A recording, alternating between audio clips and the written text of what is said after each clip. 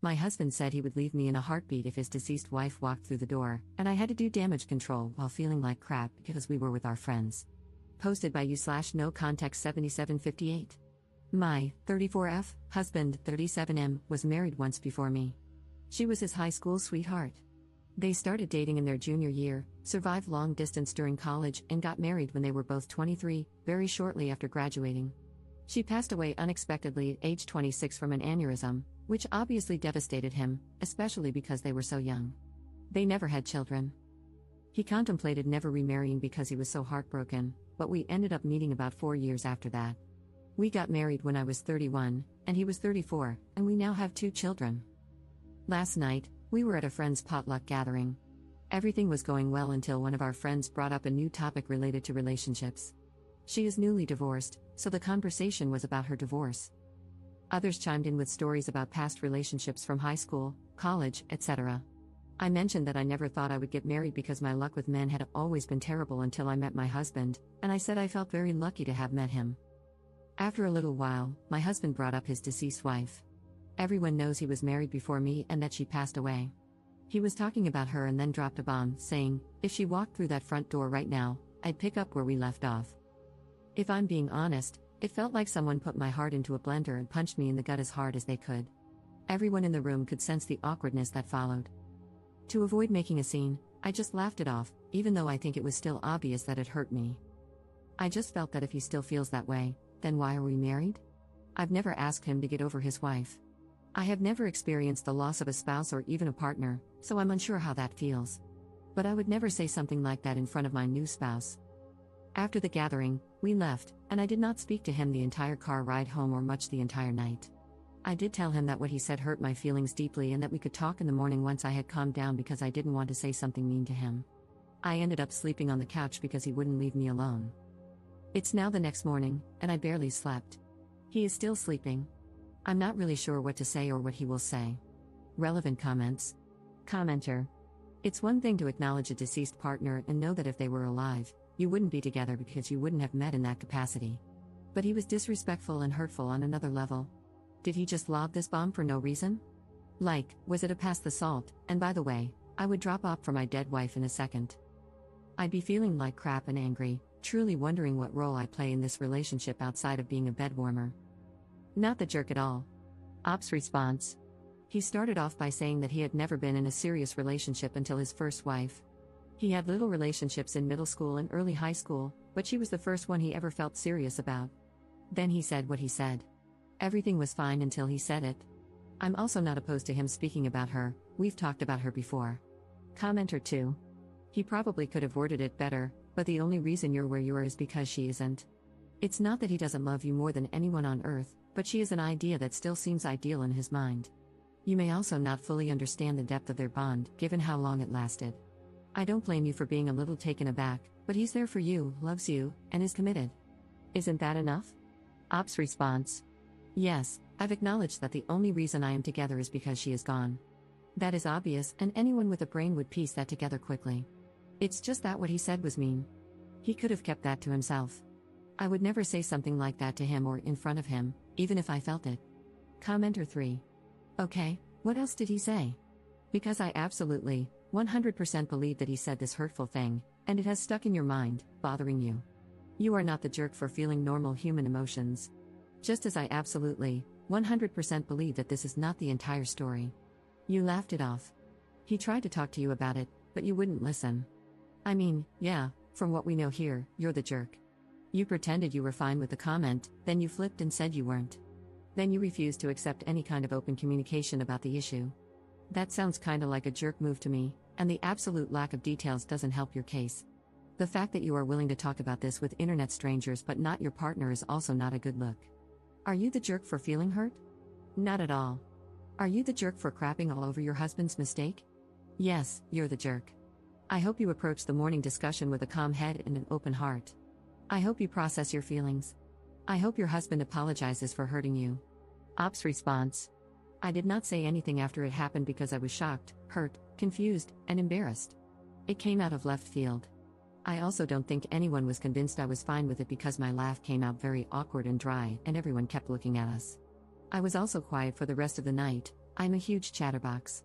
I did not speak with him once we returned home because I was not sure how to communicate what I was feeling without saying something I didn't mean, so I kept my mouth shut until I could process my feelings. It's also easier to speak with internet strangers because I'm not married to the people commenting. I'm just venting here. What I say here doesn't matter in my marriage. I provided fewer details because I didn't want this to be too long. Some people prefer when you get straight to the point and only include important details. However, since I'm new to this app, I wasn't sure how much detail was enough, if that makes sense. And lastly, I'm not the jerk for being upset, but I am the jerk for being upset. That's basically what you've implied. If you read some of my other replies, not saying that you need to because there's so much to read here now, I've explained to people that I was patient and understanding of my husband's grief for years. I doubt he would have found a woman so soon after his wife's passing who would have sat around and listened to him bring her up as often as he has.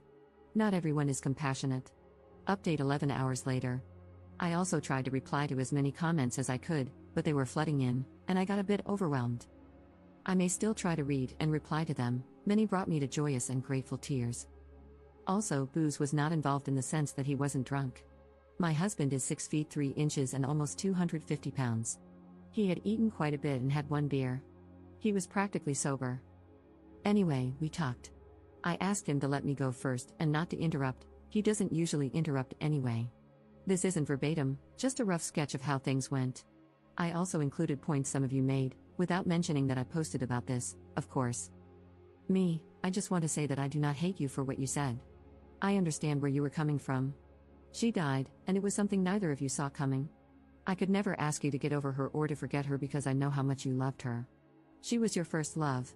I do understand that if she hadn't passed, we likely would not be together, and you too likely would be. I have always understood this. But to say what you said hurt my feelings and embarrassed me.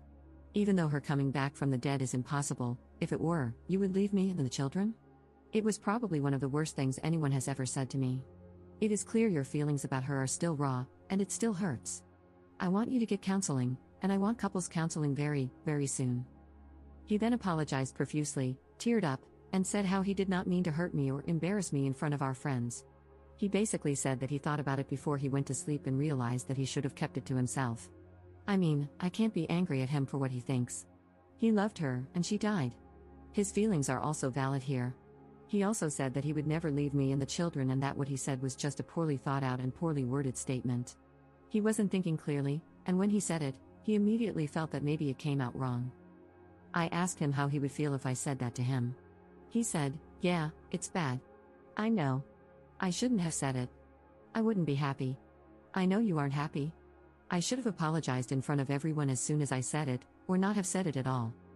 I then asked him to think of the children and said, "It's like you saying, hey, children's names, if my dead wife walked through the door, I'd pack my bags and never speak to you guys again." And then it really got uncomfortable.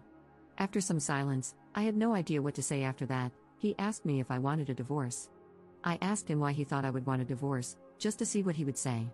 He said he didn't know. I didn't answer his question and instead said that we needed to look into counseling, that he needed to get counseling for himself and that we would go to couples counseling. I told him that if the answer was no, I wasn't interested in moving forward. This isn't 100% about the comment anymore. I need to know if he is willing to make the necessary changes and put in the work to fix what he messed up. Because if he were to dismiss my feelings or refuse counseling, it would mean he doesn't think this is that serious and that he may not take me seriously. I also said this to him. Some of the comments also suggested that I take the kids elsewhere. I agreed with this because it would be difficult to get through this while also parenting. I have a very young daughter and a toddler son. They are currently with my parents for the weekend, and I'll be getting them Sunday night, so this gives us time to really work on things. He suggested that he sleep on the couch instead of me. I have nowhere else to go. I haven't told my parents because I really want to keep this between me and him as much as possible. Family and friends tend to jump to judgment too quickly and sometimes offer extreme and harmful advice.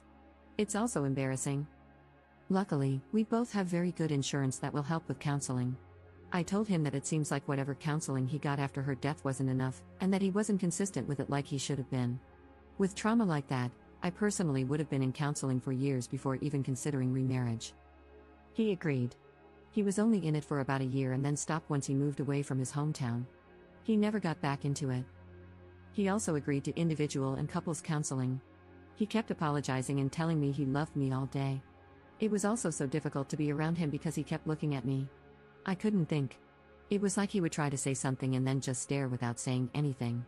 With the kids gone, there's nothing to really do except talk, so we talked again right before dinner time.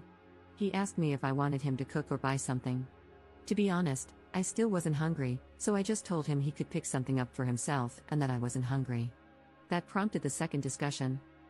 I realized he must feel very bad because he noticed I hadn't really eaten much all day. He kept asking me to eat. I wasn't sulking too much or anything, just doing my usual tasks but not speaking or eating as much. Because we're home together all day, he noticed this.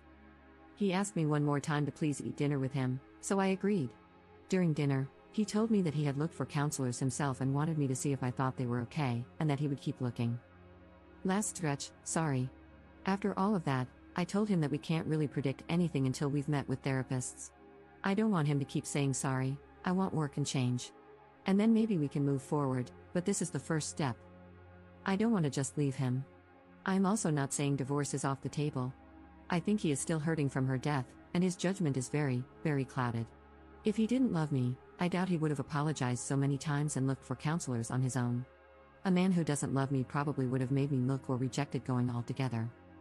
Many people were suggesting otherwise, but I do not think he doesn't love me. I thought about this myself, cried about it, thought of my children, and cried more. I'm not staying for the kids, I'm staying because I want to at least try to fix things. If it cannot be fixed, then at least I tried. We were also very close. Some people were asking how close we were prior to marriage, maybe as a way to gauge the difference between the relationship and ours? Maybe to see if he settled? He was always very romantic, caring, and sweet to me. We've never yelled at each other. When we first started dating, he would plan dates, surprise me, and brag about me to his friends. That's why I am very confused about why he would blurt that out, unless it was just very poor brain-to-mouth coordination. I also told him that I might get a counselor for myself. I don't think I need one, someone suggested it. But I think he needs it more than I do. And because insurance companies are getting worse by the year, 3 counseling bills might be pushing it. I don't know. If I do get one, it's because I don't want to potentially resent him or doubt myself. Some people have been trying to make me doubt myself. Some of the comments were very nasty to me. I appreciate Reddit hiding comments with many downvotes, as they may be mean, but I couldn't help but click. Some of you are very mean and very nasty individuals, and I hope you find happiness one day. There could be another update in the future. I'm not opposed to making one. Thank you all for your kind words and support. I've also responded to everyone who texted me, everyone at the potluck who has my number. 3 people, there were 9 people there, not including us. They've all basically said the same thing, they can't believe he said that, they feel bad for me, they asked if everything is okay, and they said what he said was not okay, etc.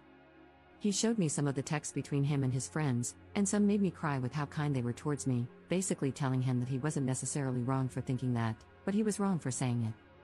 I told him I loved him as well, and I have never not loved him, even for a second. I said that I wasn't angry with him and didn't want him to, I guess, suffer for what he said. But I was just hurt and needed him to know that it did hurt me, and for him to respond how he saw fit, and we'd go from there. That's all for now. I could possibly answer more questions here if you have any. I try to answer some of the more frequently asked ones that I saw. Again, sorry for this being so lengthy. Have a nice weekend, everyone, and thank you again. Relevant comments. Commenter. My 2 cents, constantly telling you how sorry he is does not prove that he loves you. It proves that he realizes he messed up big time and is afraid of losing what he has. He might consider your marriage a comfortable space and your family life a convenience. I'm not saying this has to be the case, maybe he really loves you, but what I am saying is this, just being sorry is not proof of love, it's proof that he is afraid of losing something. Counseling is the way to go, good luck. Ops response. This is what I've been thinking, actions speak louder than words. Some people are upset that I want him to put in the work for whatever reason. I doubt many of these people are married, divorce is not like breaking up. It's a huge deal. We have built a life together. Him showing me that he loves me would mean going to therapy to help himself, because that would make him better in our marriage. It's clear he hasn't healed enough to be present for me, and that is unfair, his own recent words. Commenter 2. I guess I'm the only one who thinks she is taking this way too far. He apologized and admitted that it was a half-formed thought that didn't come out right. He didn't seem to make excuses, just explained why he said it. Now she is thinking about divorce and making all kinds of demands when the most he did was make an insensitive comment and start looking for counselors. You people need to stop telling her that she handled this perfectly because she didn't. She is pouting at home when she should have just accepted his apology and moved on. Being jealous of the dead wife is dumb. Op's response: no, you're not the only one. But that's okay. No one in their right mind is jealous of someone buried in the ground. If I were jealous of her, I would have asked him to never speak of her with me. Whenever he spoke of her, I never shut it down. That would have been cruel. I was a safe space for him to speak, and the only demand I made was for him to go to counseling.